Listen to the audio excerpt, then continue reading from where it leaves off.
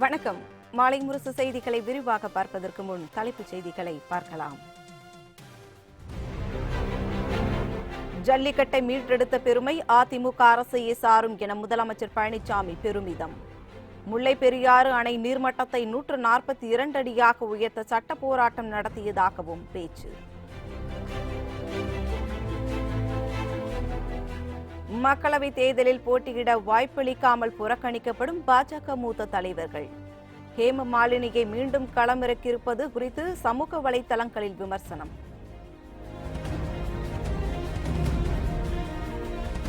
சென்னை சேலம் 8 வழிச்சாலை திட்டத்தை எதிர்த்த வழக்கில் வரும் திங்களன்று தீர்ப்பளிக்கிறது உயர்நீதிமன்றம். எதிர்த்து போராட்டம் நடத்தியவர்களுக்கு எதிரான வழக்கிலும் அன்றே தீர்ப்பு வழங்கப்படும் என தகவல். வேலை இழந்த மக்கள் நல பணியாளர்களுக்கு மீண்டும் வேலை வழங்கப்படும் என ஸ்டாலின் உறுதி. விவசாயிகளுக்கான உதவித்தொகையை மோடி இன்னும் வழங்கவில்லை என குற்றச்சாட்டு.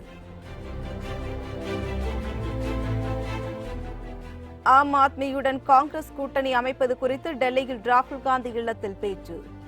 ஷீலா தீட்சித், பஞ்சாப் முதலமைச்சர் அமரீந்தர் சிங் உள்ளிட்டோர் பங்கேற்பு.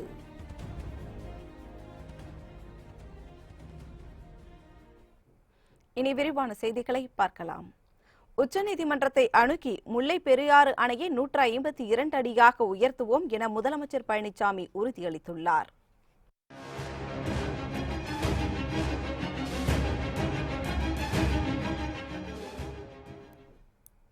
தேனி மக்களவைத் தொகுதி அதிமுக வேட்பாளர் ரவீந்திரநாத்தை ஆதரித்து மதுரை மாவட்டம் உசிலம்பட்டியில் முதலமைச்சர் பழனிசாமி வாக்கு வேட்டையில் ஈடுபட்டார். அப்போது ஆயிரக்கணக்கான தொண்டர்கள் மற்றும் பொதுமக்கள் மத்தியில் உரையாற்றிய அவர், உசிலம்பட்டி எம்ஜிஆரின் கோட்டை என்றும் அவருக்கு பின் ஜெயலலிதாவின் கோட்டையாக இருந்ததாகவும் தெரிவித்தார். முல்லை பெரியாறு விவகாரத்தில் கேரள அரசு பல்வேறு இடையூறுகள் செய்வதாகவும், உச்சநீதிமன்றத்தை அணுகி உரிய அனுமதி பெற்று அணையின் நீர்மட்டத்தை 152 அடியாக உயர்த்துவோம் என்றும் உறுதியளித்தார். தாம் முதல்வர் இல்லை என்றும் மக்களாகிய நீங்கள்தான் முதல்வர் என்றும் பழனிசாமி தெரிவித்தார். அம்மா கண்ட கனவை அம்மாவுடைய அரசு நிறைவேற்றப்பட்டு வருகிறது. இப்படிப்பட்ட எண்ணம் கொண்டவர்களுக்கு தேர்தல் மூலமாக தகுந்த பாடத்தை கற்பியுங்கள். ஏனென்றால் இது உங்கள் கட்சி, அதிமுக தொண்டன் கட்சி, தலைவன் கட்சி அல்ல. நான் முதலமைச்சராக எண்ணவில்லை, இங்கே இருக்கின்ற ஒவ்வொருவரும் முதலமைச்சர். இது உங்களுடைய கட்சி, இந்த இயக்கம் உங்களுடைய இயக்கம், இது உங்களுடைய அரசு, மக்களுடைய அரசு. காப்பாற்ற வேண்டிய மக்கள். முன்னதாக அலங்காநல்லூரில் பிரச்சாரம் மேற்கொண்ட முதலமைச்சர் பழனிசாமி ஜல்லிக்கட்டை மீட்டெடுத்த பெருமை அதிமுக ஆட்சியை சாரும் என்று கூறினார். ஜல்லிக்கட்டுக்கு நினைவு சின்னம் அமைக்கப்படுவதுடன் வீரன் காளையை அடக்குவது போன்ற சிலை நிறுவப்படும் எனவும் அவர் கூறினார். 152 அடி உயர்த்துறதுக்கு இன்றைக்கு உச்சநீதிமன்றம் நாம வாதாடி குழு அமைக்கிறது. அந்த குழு பரிசீலனை பண்ணி ஆனா உறுதியா இருக்குது, பாதுகாப்பா இருக்குது அப்படின்னு கொடுத்தா கூட கேரள அரசு இன்னைக்கு ஒத்துழைப்பா இருக்குது. இருந்தாலும் உச்சநீதிமன்றத்துடைய தீர்ப்புப்படி நிச்சயம் நல்ல தீர்ப்பை பெற்று உறுதியா அம்மாவுடைய அரசு 152 உயரத்திற்கு பாடுபடும். விவசாயிகள் தான் எங்களுடைய உயிர். முதன்மையான திட்டம் நீரை பெற்று தருவதுதான் எங்களுடைய முதல் கொள்கை. அதே ஜல்லிக்கட்டை மீட்டெடுத்த பெருமை அனைத்து இந்திய அண்ணா திராவிட முன்னேற்ற கழகத்தை சாரும். அதே போல வீரர் காலை அடக்குவது போல காட்சி. ஒரு வீரர், இந்த ஜல்லிக்கட்டு வீரர்கள் காவை அடக்குவது போல அந்த காட்சியுடைய சிலை உங்களுக்கு வழங்கப்படும், அதை அமைக்கப்படும் அம்மாவுடைய அரசு. பாஜகவில் மூத்த தலைவர்களுக்கு தேர்தலில் போட்டியிட வாய்ப்பளிக்கப்படாதது அக்கட்சியினரிடையே அதிருப்தியை ஏற்படுத்தியுள்ளது. பாஜகவின் முதல் வேட்பாளர் பட்டியல் வெளியிடப்பட்ட போது குஜராத்தின் காந்திநகர் தொகுதியில் அமித்ஷா போட்டியிடுவார் என அறிவிக்கப்பட்டது. இந்த அறிவிப்பின் மூலம் அந்த தொகுதியில் 6 முறை நாடாளுமன்ற உறுப்பினராக தேர்ந்தெடுக்கப்பட்டவரும் பாஜகவின் வளர்ச்சிக்கு அடித்தளமாக இருந்தவருமான LK அத்வானி ஓரங்கட்டப்பட்டார். இதேபோல் உத்தரப்பிரதேசத்தின் கான்பூர் தொகுதியில் நாடாளுமன்ற உறுப்பினராக உள்ள மூத்த தலைவர் முரளி மனோகர் ஜோஷிக்கு மீண்டும் வாய்ப்பளிக்கப்படவில்லை. அது மட்டுமல்லாமல் கான்பூரில் மட்டுமல்ல வேறு எந்த தொகுதியிலும் போட்டியிட வேண்டாம் என தன்னை கட்சி மேலிடம் கேட்டுக்கொண்டதாக முரளி மனோகர் ஜோஷி ஆற்றாமையில் துண்டுச்சீட்டில் வாக்காளர்களுக்கு தெரிவித்திருந்தார். மத்திய பிரதேசம் இந்தூர் நாடாளுமன்ற தொகுதியில் தொடர்ந்து 8 முறை வென்றவரும் மக்களவை தலைவருமான சுமித்ரா மகாஜன் பெயர் பாஜக இதுவரை வெளியிட்ட வேட்பாளர் பட்டியலில் இடம்பெறவில்லை. அவரின் இந்தூர் தொகுதிக்கு வேறு எவரையும் வேட்பாளராக அறிவிக்கவில்லை. இதனால் வெறுப்புற்ற அவர் கட்சி மேலிடத்திற்கு எழுதிய கடிதத்தில் தான் இம்முறை மக்களவைத் தேர்தலில் போட்டியிட விரும்பவில்லை என்றும் இந்தூர் தொகுதிக்கு விரைவில் வேட்பாளரை அறிவிக்குமாறும் குறிப்பிட்டிருந்தார். பீகாரின் பாட்னா சாஹிப் தொகுதியில் சத்ருகான் சின்ஹாவுக்கு மீண்டும் வாய்ப்பளிக்கப்படாததால் அவர் காங்கிரஸ் தலைவர் ராகுல் காந்தியை சந்தித்தது மட்டுமல்லாமல் விரைவில் காங்கிரஸில் இணையப் போவதாக அறிவித்தார். கர்நாடகத்தில் மறைந்த மத்திய அமைச்சர் அனந்தகுமார் மனைவி தேஜஸ்வினிக்கு பெங்களூர் தெற்கு தொகுதியில் தேர்தலில் போட்டியிட வாய்ப்பளிக்கப்படவில்லை. மூத்த தலைவர்கள் புறக்கணிக்கப்பட்டுள்ள அதே நேரத்தில் கட்சியில் புதிதாக சேர்ந்த நடிகை ஜெயபிரதாவுக்கு உத்தரப்பிரதேசத்தின் ராம்பூர் மக்களவைத் தொகுதியில் போட்டியிட உடனடியாக வாய்ப்பளித்திருப்பது தொண்டர்களுக்கு வியப்பை ஏற்படுத்தியுள்ளது.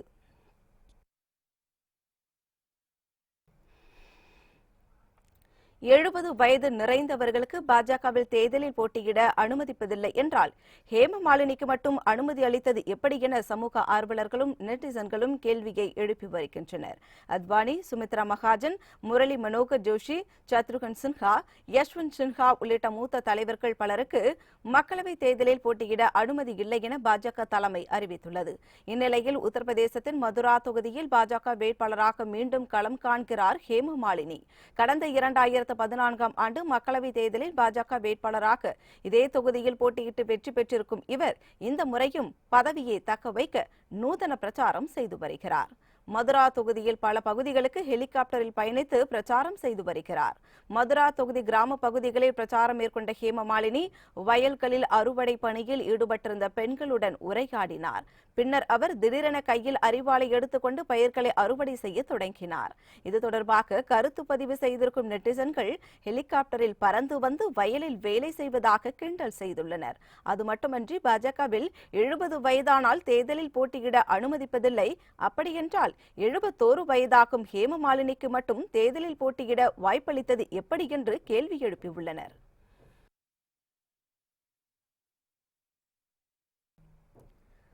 சென்னை சேலம் 8 வழிச்சாலை திட்டத்திற்கு எதிரான வழக்கில் 8ஆம் தேதி சென்னை உயர்நீதிமன்றம் தீர்ப்பு வழங்க உள்ளது.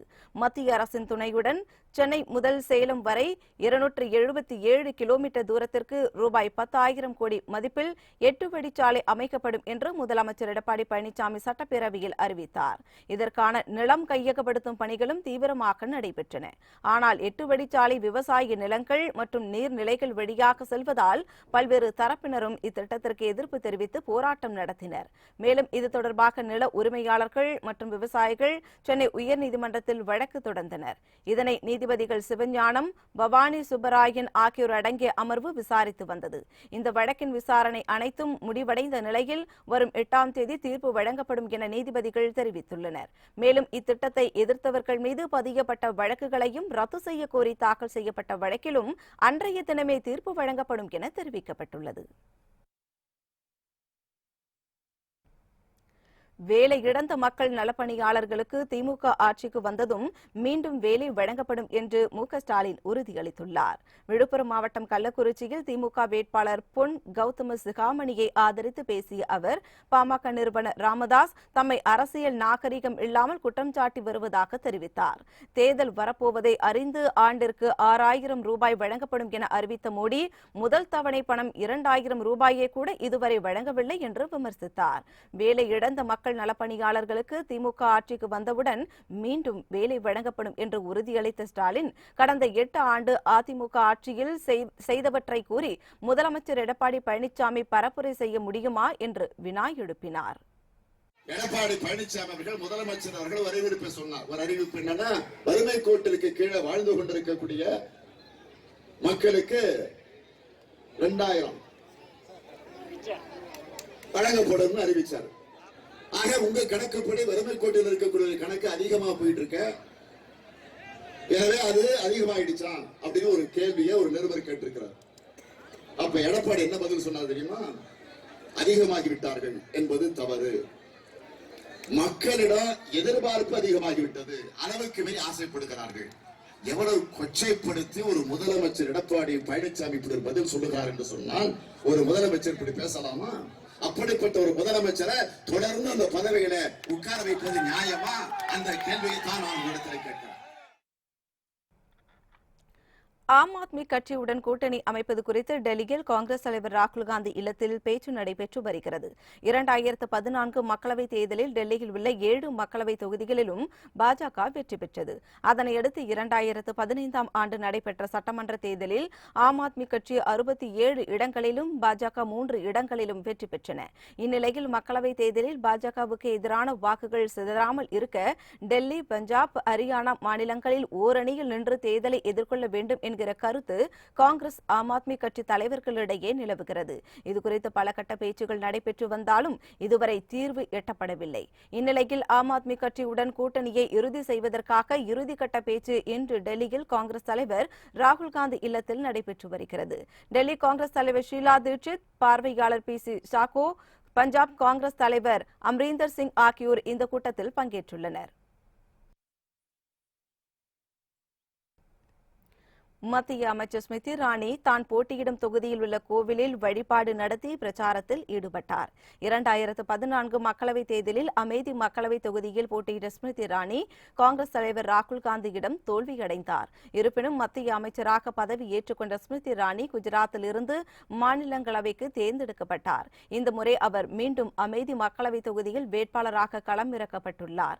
இந்நிலையில் அமேதி மாவட்டத்தில் உள்ள கௌரிகஞ்ச் கோவிலுக்கு சென்று ஸ்மிருதி இரானி வழிபாடு நடத்தினார். அதன்பின் ஏராளமான தொண்டர்களுடன் வீதி வீதியாக சென்று பிரச்சாரத்திலும் ஈடுபட்டார். பன்னாட்டு கம்பெனிகளின் படையெடுப்பால் சிறு வணிகம் பாதிக்கப்பட்டுள்ளதாகவும் மோடி மீண்டும் ஆட்சிக்கு வந்தால் தஞ்சை மண் பாலைவனமாகும் என மதிமுக பொதுச் செயலாளர் வைகோ தெரிவித்துள்ளார்.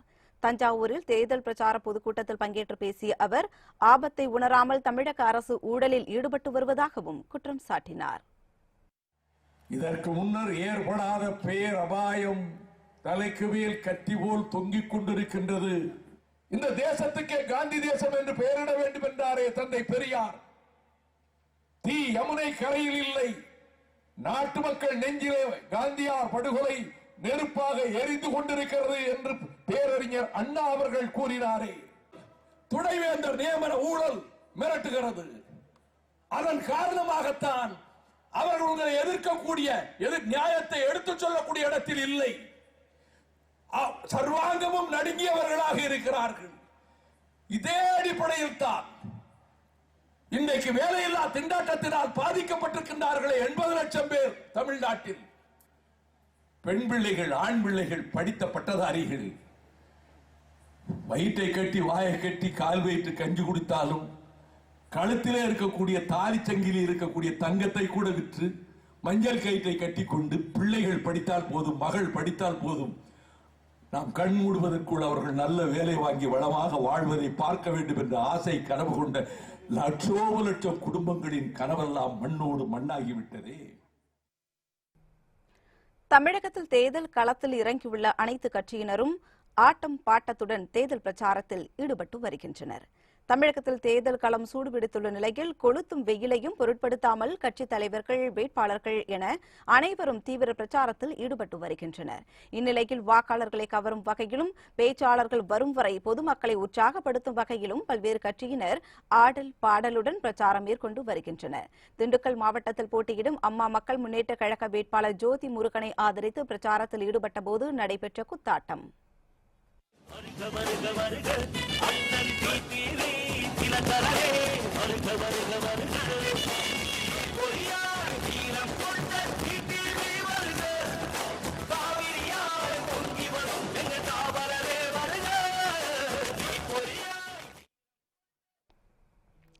தென்காசி தொகுதி திமுக வேட்பாளர் தனுஷ்குமாரை ஆதரித்து பாவூர் சத்திரம் பகுதியில் நடைபெற்ற பிரச்சார கூட்டத்தில் மேளதாளத்துடன் நடைபெற்ற நடன நிகழ்ச்சி.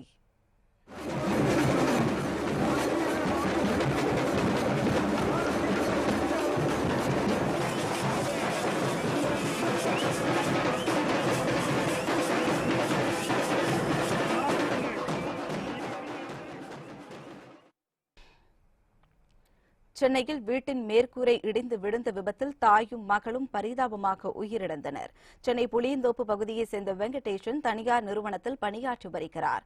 இவரது மனைவி சங்கீதா நர்சிங் வேலை செய்து வந்தார். இத்தம்பதிக்கு 8 வயதில் யுவஸ்ரீ என்ற மகளும் 4 வயதில் கிருஷ்ணகுமார் என்ற மகனும் உள்ளனர். நேற்று இரவு கட்டிலின் மீது வெங்கடேஷனும் கிருஷ்ணகுமாரும் உறங்கினர். கட்டிலுக்கு பக்கத்தில் தாய் சங்கீதாவும் யுவஸ்ரீயும் உறங்கினர்.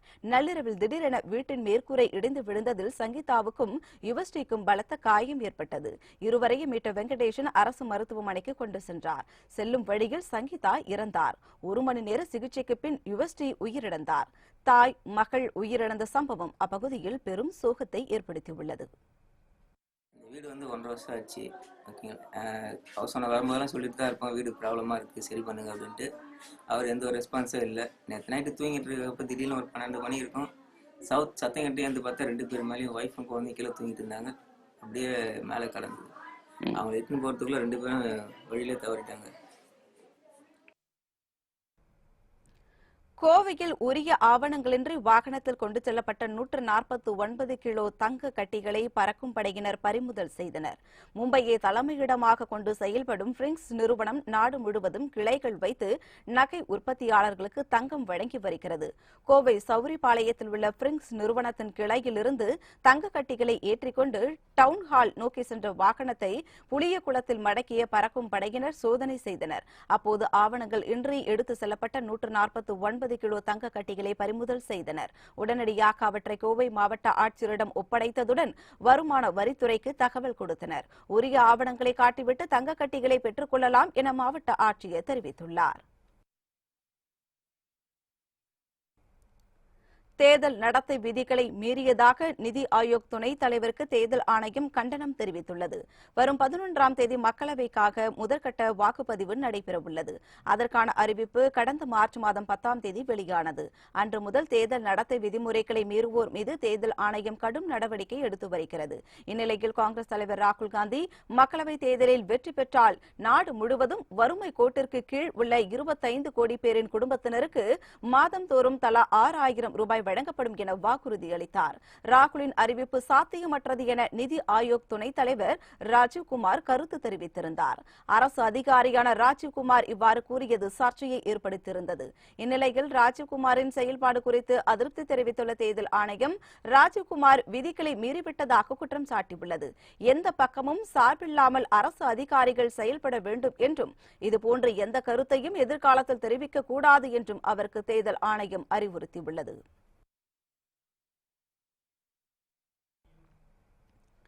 வேலூர் மாவட்டம் விண்ணமங்கலத்தில் நேர்ந்த சாலை விபத்தில் அதிமுக முன்னாள் சட்டமன்ற உறுப்பினர் சுந்தரவேல் உட்பட 3 பேர் உயிரிழந்தனர். திருப்பத்தூர் முன்னாள் சட்டமன்ற உறுப்பினர் சுந்தரவேல், அவர் மனைவி விஜயலட்சுமி ஆகியோர் சென்னைக்கு பயணம் செய்து கொண்டிருந்தனர். காரை ஓட்டுநர் வீரமணி ஓட்டிச் சென்றார். கார் வேலூர் மாவட்டம் ஆம்பூர் அடுத்த விண்ணமங்கலம் அருகே வந்தபோது முன்னாள் கொதிகலன் ஏற்றி சென்ற லாரி மீது மோதியது. இதில் கார் முழுவதும் நொறுங்கி லாரிக்கு அடியில் சிக்கியது.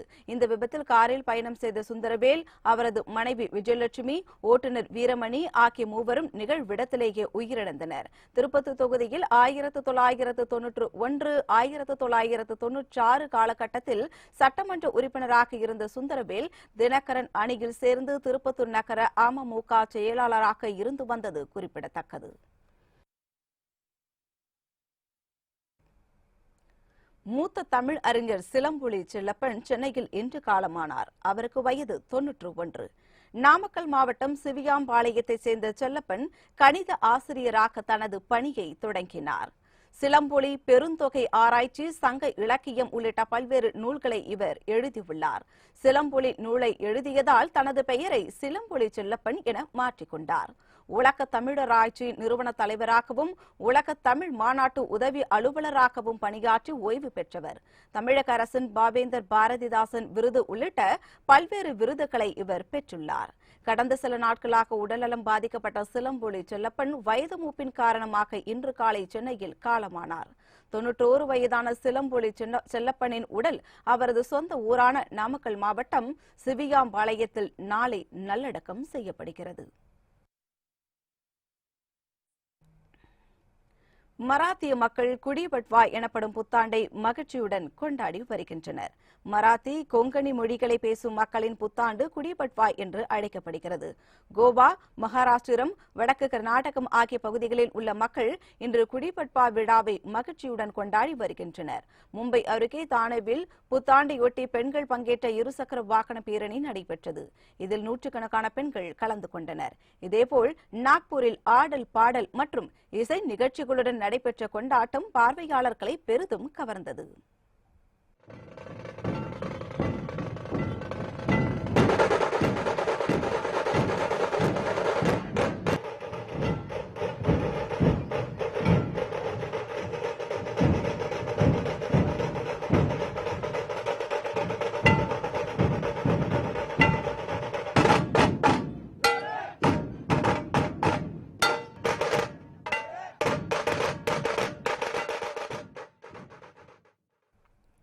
மும்பை வடக்கு மக்களவைத் தொகுதி காங்கிரஸ் வேட்பாளரான நடிகை ஊர்மிளா மடோன்கர் புத்தாண்டு கொண்டாட்டத்தை ஒட்டி நடைபெற்ற இருசக்கர வாகன பேரணியில் கலந்து கொண்டார்.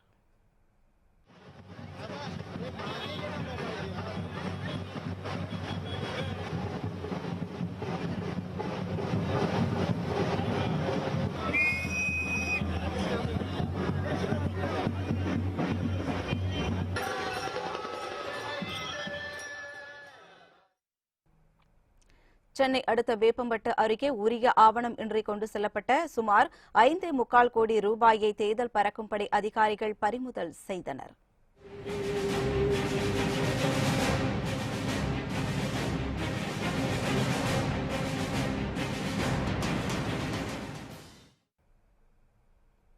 நாடாளுமன்ற தேர்தலை முன்னிட்டு தேர்தல் பறக்கும்படை அதிகாரிகள் நடத்தி வரும் வாகன சோதனையில் ஏராளமான ரொக்கமும் தங்க நகைகளும் கைப்பற்றப்பட்டு வருகின்றன.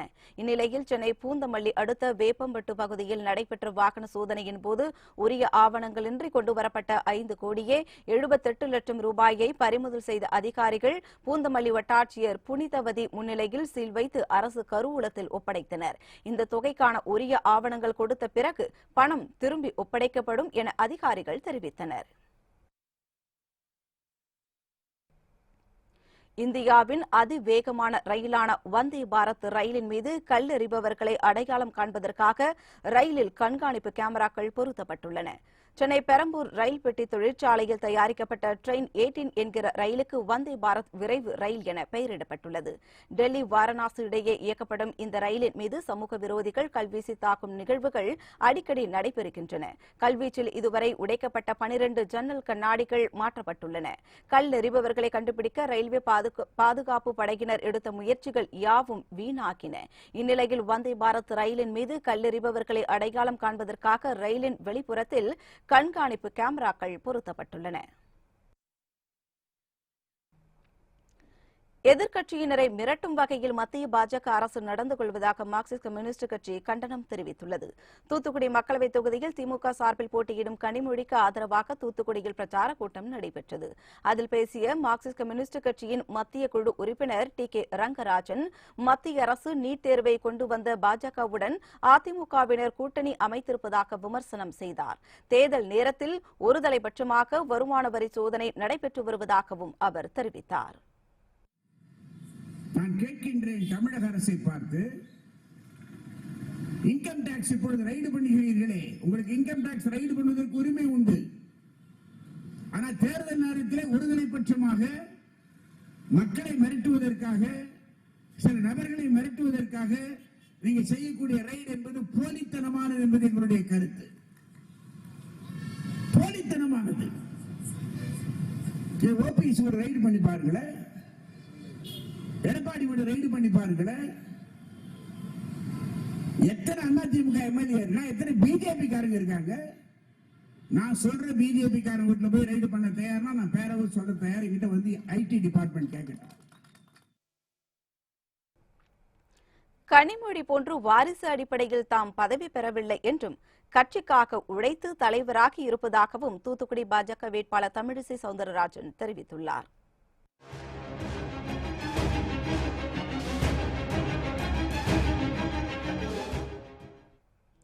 கோவில்பட்டியில் பிரச்சாரத்தில் ஈடுபட்ட அவர் தூத்துக்குடி வளர்ச்சியடைந்த மாவட்டமாக உருவாக்கப்படும் என்று உறுதியளித்தார். தூத்துக்குடிதான் தனது சொந்த மண் என்றும் கனிமொழிக்கும் தூத்துக்குடிக்கும் எந்த சம்பந்தமும் இல்லை என்றும் தெரிவித்தார். கனிமொழி போன்று வாரிசு அடிப்படையில் தாம் பதவி பெறவில்லை என்றும் கட்சிக்காக உழைத்து தற்போது தலைவராக உயர்ந்திருப்பதாகவும் அவர் கூறினார். தூத்துக்குடி தான் எனது மண், இந்த மண்ணுக்கு சொந்தக்காரி நான், இந்த உங்கள் சகோதரி நான். அதனால தயவு செய்து நீங்கள் அனைவருமே தாமரை சின்னத்தில் வாக்களிக்கும் பொழுது பிரதமரின் நல்ல திட்டங்கள் இந்த கோயில்பட்டிக்கு வருவதற்கு அத்தனை முயற்சிகளை செய்வேன். கனிமொழி மாதிரி இன்னாரோட மக, இன்னாரோட தங்கச்சின்றதுக்காக நான் பதவி பெறல. கட்சியில சேர்ந்து கடுமையா உழைத்து இன்னைக்கு பெரிய தலைவராயிருக்கேன். அதுக்கு உங்க ஆசீர்வாதம். தெலுங்கு யுகாதி பண்டிகையை முன்னிட்டு திருமலை திருப்பதி தேவஸ்தானம் வண்ண மலர்களால் அலங்கரிக்கப்பட்டுள்ள காட்சி பக்தர்களை பரவசப்படுத்தியது. தெலுங்கு வருட பிறப்பான யுகாதி பண்டிகை இன்று கொண்டாடப்படுகிறது.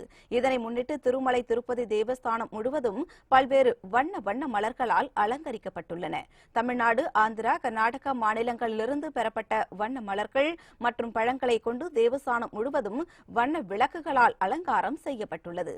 மிகவும் ரம்மியமாக காட்சியளிக்கும் இதனை ஏராளமான பக்தர்கள் பக்தி பரவசத்துடன் ரசித்தனர்.